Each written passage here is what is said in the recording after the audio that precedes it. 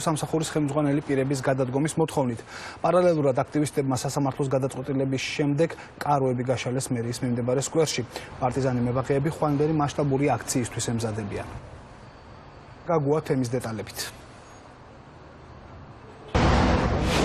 აქცია თბილისის ხელმძღვანელს და მის მოადგილეს ადანაშაულებენ არასამთავრობო ორგანიზაციები ყაზბეგის ქუჩის 22 ნომერში 50-მდე ხის მოჭრის ნებართვის გაცემასთან დაკავშირებით. გარდა ამისა, პარტიზანი მებაღეები ასევე რეორგანიზაციის, თვითონ სამსახურის რეორგანიზაციის დაწყებასაც ითხოვენ, თუმცა ისინი არ ენდობიან დავით ნარმანიას მიერ გაკეთებულ განცხადებას, თითქოს ეს რეორგანიზაცია უკვე დაწყებულია.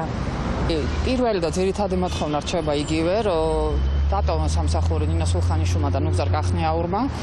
თუმცა ის თუ გადააყენებს სულხანიშვილს და თავის ჭკუაზე ისე ვიღაცას მოიყვანს, ესეც არ არის ის, რასაც ჩვენ ვიტყოთ. ანუ ჩვენ არა გვაქვს ბრძოლა ბრძოლისთვის, ჩვენ გვაქვს ბრძოლა შედეგისთვის, იმისთვის რომ დაეტყოს მწვანე საფარს და ხა ამდენი წელია წვალობენ და ვერაფერი უკეთესობა ქალაქს ვერ დაატყეს და ნუ არასდროს იქცევია მთავრობა, არასდროს ჩვენ რომ მოვუჭრათ ჯარიმებია და მაგაზი არ არის ჯარიმები.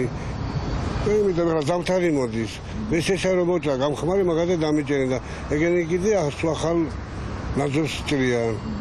მიიღებს თუ არა დავით ნარმანიაში.